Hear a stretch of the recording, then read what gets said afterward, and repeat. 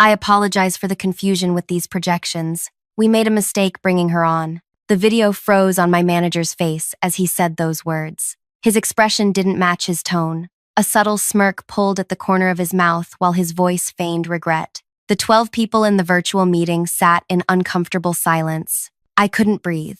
My presentation, 6 weeks of work analyzing global market expansion opportunities for TechPoint, our biggest client, hung unfinished on the shared screen. The growth strategy I'd meticulously crafted was now tainted by those 11 words. "Could you clarify what you mean by that, Porter?" asked Gia, TechPoint's chief strategy officer. Porter cleared his throat. "What I mean is that Adeline's approach is unconventional. Her projections deviate significantly from industry standards. I should have reviewed them more thoroughly before this meeting." My face burned hot. I wanted to disappear, to shut my laptop and run, but I remained frozen, watching my professional reputation dissolve in real time. "I see," Gia replied, her tone neutral but her eyes revealing confusion. "Perhaps we should reschedule?" "That won't be necessary," Porter jumped in. "I've prepared alternative projections that align with what we discussed previously." He shared his screen, revealing a completely different strategy, one I'd never seen before. As he walked through slides that bore my name but contained none of my ideas, I felt something break inside me. This wasn't the first time. For 6 months, Porter had been systematically altering my work, presenting watered-down versions to clients, then blaming me when they underperformed. But he'd never before thrown me under the bus so publicly, so ruthlessly. The meeting ended with awkward goodbyes. I disconnected without saying a word, then sat motionless in my home office, staring at the now black screen. My phone pinged with a message from Layla, my closest colleague. "That was brutal. You okay?" I wasn't. Not remotely. In my email, drafts folder sat a message I'd been saving for 6 months. Irrefutable proof of Porter's sabotage. My cursor hovered over it. One click, and everything would change. I pushed back from my desk instead. "Not yet." "Hey, if you're finding this story resonates with you or brings back memories of workplace betrayal, please hit that like button and subscribe for more stories that explore the complex world of professional relationships. Drop a comment about your own workplace experiences. Has anyone ever tried to undermine you? My name is Adeline. Until 6 months ago, I was known as a rising star in business strategy consulting. My previous employer had dubbed me the growth architect after I helped transform their regional operation into an international powerhouse in just 18 months. My methods weren't conventional. I believed in cultural immersion over market statistics, in human psychology over spreadsheet projections. The job offer from Brunswick Partners came with glowing promises. "We need fresh thinking," the recruiter had said. "Your unorthodox approach is exactly what we're looking for." Porter Daniels, who would become my manager, had welcomed me warmly during my first week. "Your reputation precedes you," he'd said, his handshake firm. "I've been in this business 22 years, and I still believe we can learn something new every day." I should have noticed the warning signs, the way he emphasized his experience in every conversation, how he'd introduce me to clients as our newest talent, rather than highlighting my accomplishments. The slight revision he'd suggest to every document I produced. "Just a bit of refinement," he'd say. "The clients here have specific expectations." The first major red flag appeared during my 2nd month. I developed an entry strategy for a tech firm looking to expand into Southeast Asia. My approach centered on partnerships with local businesses rather than direct market entry. A slower start, but with higher long-term potential and significantly lower risk. When I received the final presentation Porter had delivered to the client, I barely recognized it. He'd kept my name and title page, but replaced my strategy with a conventional market penetration plan that contradicted everything I'd recommended. "The client loved it," he told me afterward. "They've approved the entire proposal." 3 months later, that client was struggling with regulatory issues I'd specifically designed my original strategy to avoid. "This is disappointing," Porter had said during our team meeting, pulling up my name on the strategy document. Adeline's approach didn't account for the regulatory complexities. I'd tried to defend myself. "That's not what I recommended. My original, let's focus on solutions, not excuses," he'd interrupted. "I'll work with you to revise the approach." This pattern repeated with 5 different clients. My innovative strategies would be replaced with conventional approaches bearing my name. When they succeeded, Porter would take credit for guiding me. When they failed, the blame fell squarely on my shoulders. I began documenting everything. I saved original versions of my work. I recorded meetings when legally permitted. I started creating two versions of every strategy, the one I submitted to Porter and the one I truly believed would succeed. The revelation came at 9:47 p.m. on a Tuesday night. I'd stayed late at the office, trying to salvage a project that had gone sideways after Porter's refinements. While searching for a document in the shared drive, I found a misplaced file, an email thread that had been saved as a PDF. The message was from Trisha, our financial controller. These altered projections violate industry standards. Changing her work while keeping her signature creates serious liability. Porter's response chilled me. She's too new to question me. Just keep her name on everything. If anything goes wrong, we have our scapegoat. I forwarded the file to my personal email, then deleted all traces of my access from the system. That night, I barely slept, wrestling with what to do. The next morning, Porter called me into his office. "The Henderson account is struggling," he said, sliding a folder across his desk. "Your approach isn't working." I opened the folder to find yet another strategy I hadn't created, bearing my name. "This isn't my work," I said quietly. "Your name's on it," he replied, leaning back in his chair. "Are you saying you don't stand behind your own recommendations?" "I'm saying these aren't my recommendations. You changed everything." His expression hardened. "That's a serious accusation, Adeline. Do you have proof?" I didn't answer. We both knew I couldn't prove every instance of his manipulation. "This attitude isn't helping your position here," he continued. "The team has concerns about your performance. Clients are questioning your capabilities." The words stung because they were partly true. Colleagues had started avoiding me. Clients did seem skeptical during meetings. Porter had successfully isolated me, making me doubt my own abilities. For weeks after, I tried working within the system. I scheduled meetings with human resources, carefully framing my concerns as miscommunications rather than deliberate sabotage. Each time, Porter would arrive unexpectedly, speaking over me with practiced concern about my adjustment difficulties and performance issues. Which brings me back to that fateful client call with TechPoint. 6 months of calculated undermining culminated in that public execution of my professional reputation. As I sat staring at my laptop that evening, the saved email from Trisha to Porter opened before me. A strange calm settled over me. The cursor blinked in the forward field, waiting. My phone rang. It was Layla. "Adeline, everyone's talking about what happened. Porter's already emailing the team about regrettable personnel decisions coming this week." My hands stopped trembling. "He's planning to fire me?" "I think so. He's meeting with HR tomorrow morning." I thanked her and hung up. The decision crystallized. I added the email addresses of our executive team and today's client to the recipient list. My finger hovered over the send button. Once I pressed it, there would be no going back. Everything I'd worked for might crumble. Or maybe, just maybe, I closed my eyes and clicked forward. The response came faster than I expected. It was 3:17 a.m. when my phone lit up with an email notification. I hadn't slept, alternating between panic and a strange detachment, as I wondered if I'd just destroyed my career. The subject line read, "Emergency Executive Meeting, 8 a.m. today." The message was brief. "Adeline, your presence is required. Conference Room A. This matter requires immediate attention." It was signed by Nadine, our Chief Operating Officer, a woman I'd met exactly twice in my 6 months at Brunswick Partners. My stomach tightened. This was it. I'd be fired, possibly sued, definitely blacklisted. I'd never work in this industry again. Porter had connections everywhere. What had I been thinking? I spent the next 4 hours in a daze, showering mechanically, selecting my most professional outfit, a navy pantsuit I'd worn to my interview. If I was going down, I'd at least look dignified. The office was eerily quiet when I arrived at 7:45. The normal morning bustle was absent.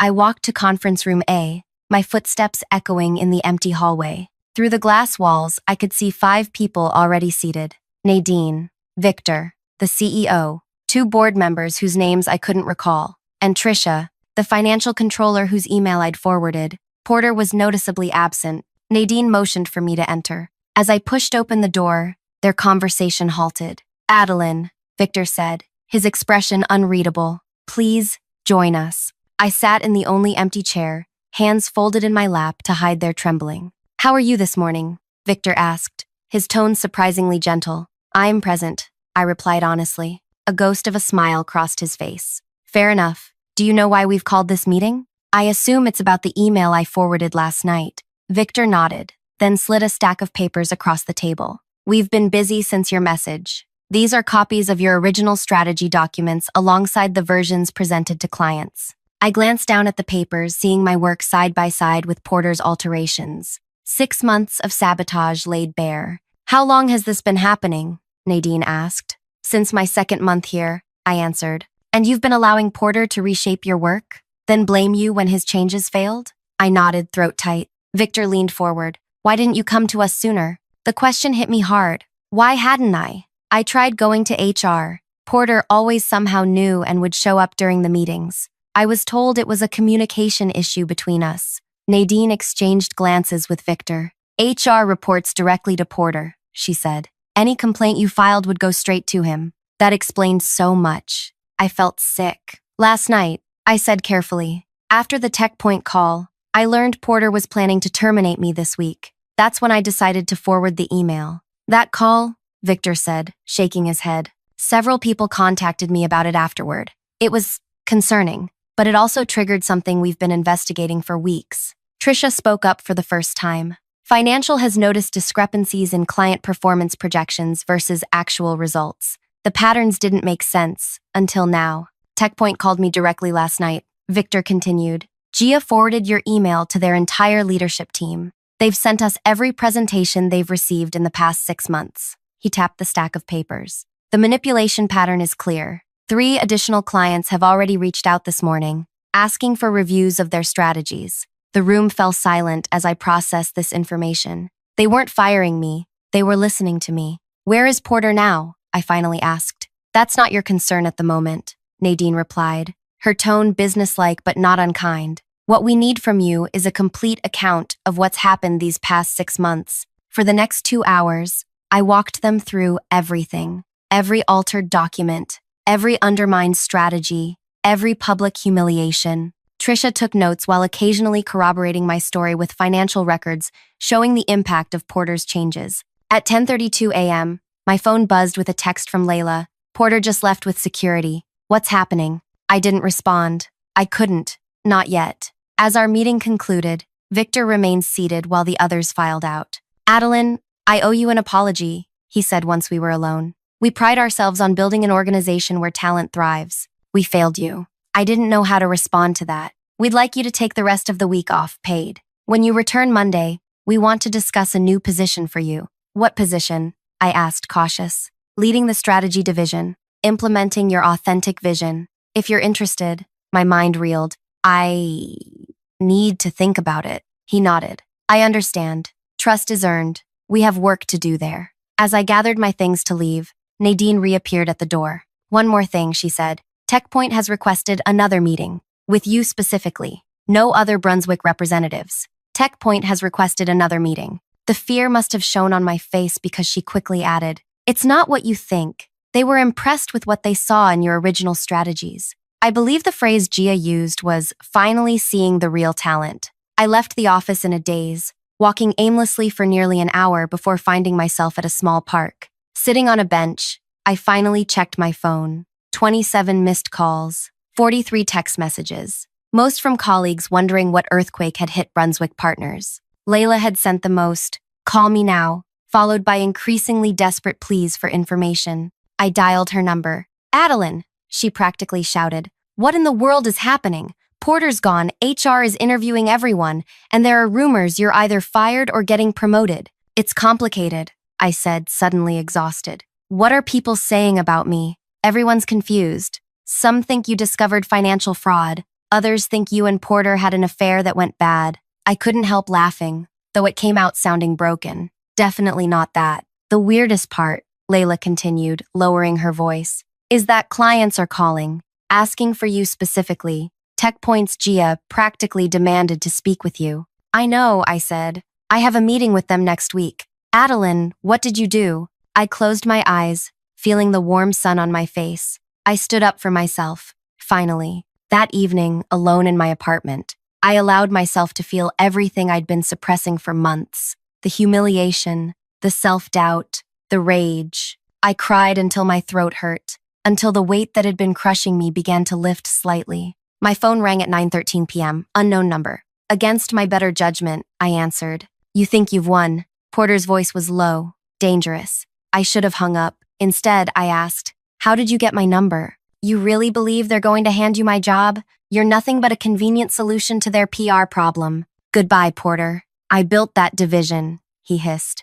22 years in this industry. You think anyone will hire you after I'm done talking? You? I ended the call, blocked the number, then sat shaking on my couch. His voice had transported me right back to every degrading interaction, every moment of doubt. My phone buzzed with a text from another unknown number. This isn't over. I turned off my phone completely. The weekend passed in a blur of anxiety and cautious hope. I alternated between fearing Porter's threats and allowing myself to imagine a future where my work would be respected. By Sunday night, I'd made my decision. Monday morning, I arrived at Brunswick Partners to find the office atmosphere completely transformed. People who had previously avoided eye contact now smiled warmly. Those who had excluded me from meetings suddenly wanted my input. The hypocrisy was jarring. Nadine met me at reception. Ready for your meeting with TechPoint? Now. I hadn't expected it first thing. They insisted. Conference room B. I'll walk you there. As we walked, Nadine briefed me. They've reviewed all your original strategies. They were. Impressed is an understatement, particularly with your Asian market approach. The one Porter completely rewrote. Yes, the one that's currently failing spectacularly. We reached the conference room where Gia and two other TechPoint executives waited. No Brunswick representatives joined us. Gia stood as I entered. Adeline, thank you for meeting with us. I shook her hand, noticing a new respect in her eyes. Something felt wrong during our last call, she said once we were seated. Your ideas were always innovative, but somehow the execution never aligned. Now we understand why. One of her colleagues, an older man I recognized as their CFO, spoke up. We've compared your original strategies with what was implemented. The discrepancies are significant. We'd like you to walk us through your actual vision, Gia continued. The real strategy, not Porter's version. For the next 2 hours, I presented my authentic approach to their global expansion, my emphasis on cultural integration, my unconventional market entry strategies, my long-term growth projections. They asked challenging questions, but not in the dismissive way Porter had. They engaged, debated, considered. As our meeting concluded, Gia handed me a folder. This is a revised contract. We're doubling our engagement with Brunswick Partners, contingent upon you leading our account personally. I stared at the folder, speechless. We value innovation, Adeline. Real innovation, not repackaged conventional wisdom. We believe you can deliver that. Walking back to my new office, Porter's former space, I felt strangely hollow. This should have been a triumph. So why did it feel incomplete? Nadine was waiting for me. How did it go? I handed her the folder. They're doubling their contract. Her eyebrows shot up as she reviewed the terms. This is extraordinary. Contingent upon me leading their account, I added. Of course. She closed the folder. Victor wants to meet with you at 2 to discuss your new role officially. I assume you're accepting? I hesitated, remembering Porter's threat. This isn't over. Is there a problem? Nadine asked, noticing my hesitation. Porter contacted me over the weekend. He made threats. Her expression hardened. That won't be an issue moving forward. Trust me. Something in her tone made me believe her. As words spread about my promotion and TechPoint's expanded contract, my inbox filled with congratulatory messages from colleagues who had previously ignored me. Client requests poured in. The same people who had excluded me now sought my approval. It should have felt like victory. Instead, it felt hollow. Porter was gone, but the system that had protected him remained. The colleagues who had witnessed my humiliation and said nothing were now treating me like a rising star. Victory wasn't removing Porter. It wouldn't be complete until I changed the very culture that had allowed him to thrive. As I sat in my new office, his old office, staring at the view he had enjoyed while systematically destroying my confidence, I realized the real work was just beginning. My revenge wouldn't be complete until Brunswick Partners became unrecognizable to people like Porter, and I now had the position to make that happen. My phone buzzed with a text from an unknown number. You think this is the end? Wait until next week. I didn't block this one. Instead, I saved it. Evidence. Because Porter had taught me one valuable lesson. Always keep receipts. The first month in my new role passed in a whirlwind. I implemented rapid changes to our strategy division. First, by insisting all client materials be reviewed by multiple team members before presentation. No more solo alterations. Porter's threatening texts continued sporadically, always from different numbers, always vague enough to maintain deniability, specific enough to unsettle me. Enjoy it while it lasts. Your clients will see through you eventually. Nobody respects an opportunist. I saved each one without responding, my collection of evidence growing alongside my determination. My leadership style quickly diverged from Porter's. Where he had fostered competition and secrecy, I built transparency and collaboration. I initiated weekly roundtables where team members shared challenges openly. I required all strategy documents to clearly credit every contributor. Some veterans of Porter's regime struggled with the changes. "This is inefficient," complained Drew, a senior strategist who'd been Porter's right hand. "Clients want clear direction, not committee decisions." "Clients want effective strategies," I countered. "And that comes from diverse perspectives, not a single voice." Drew resigned 3 weeks later. 2 others followed. I didn't stop them. What surprised me was the talent that emerged in their absence. Junior strategists who'd been silenced under Porter's leadership now flourished. Layla, who'd shown loyalty when everyone else turned away, became my unofficial deputy. "The energy is completely different," she told me over lunch 6 weeks into my tenure. "People actually want to come to work now." Yet, despite the positive changes, something nagged at me. The texts from Porter had stopped 2 weeks ago. The silence felt more threatening than the messages. "Has anyone heard from Porter?" I asked Layla. "Rumor is he's interviewing at Westward Consulting. They're our biggest competitor in the financial sector." The information sent a chill through me. Westward handled 3 clients we were actively courting. If Porter landed there, he could potentially undermine everything we were building. That afternoon, Nadine stopped by my office. "How are you settling in?" "Well, I think. The team's responding positively to the new structure." She nodded. "Client feedback has been excellent. TechPoint is particularly impressed with the Asian market corrections." "And the board? Are they satisfied with the transition?" "More than satisfied," she said. "But that's not why I'm here. We received something concerning this morning." She placed a folder on my desk. Inside was a letter from a law firm representing Porter. It alleged wrongful termination, defamation, and theft of intellectual property, claiming I had stolen his strategies and presented them as my own. "This is absurd," I said, my voice tight. "We have documentation proving exactly the opposite." "We know. Legal is preparing our response, but I wanted you to be aware." After she left, I sat motionless, staring at the letter. Even removed from the company, Porter was still attempting to sabotage me. The lawsuit was baseless. Our documentation was irrefutable, but the emotional toll was real. The anxiety I thought I'd left behind came rushing back. That evening, I received an email from an address I didn't recognize. "You should know what he's planning." Attached was a screenshot of a conversation between Porter and someone at Westward Consulting, discussing how they could poach Brunswick's clients by exposing strategy inconsistencies and leadership instability. I immediately forwarded it to Nadine and Victor, adding, "Source unknown, but concerning if authentic." Victor's response came within minutes. "Meeting tomorrow, 7 a.m. Bring everything you have on Porter's communications since his departure." I slept little that night, organizing my evidence, the threatening texts, the lawsuit details, the mysterious email. By morning, I felt simultaneously exhausted and wired. Victor and Nadine were already in the conference room when I arrived, along with someone I didn't recognize, a serious woman in a charcoal suit. "Adeline, this is Margot from Corporate Security," Victor introduced us. "She has some information you need to hear." Margot didn't waste time with pleasantries. "We've confirmed Porter has accepted a position at Westward Consulting, starting next Monday. We've also verified he's been in contact with 4 of our major clients, including TechPoint." My stomach dropped. "What's he telling them?" "That Brunswick is unstable. That your promotion was damage control, not merit-based. That your strategies lack substance without his refinement." I felt sick.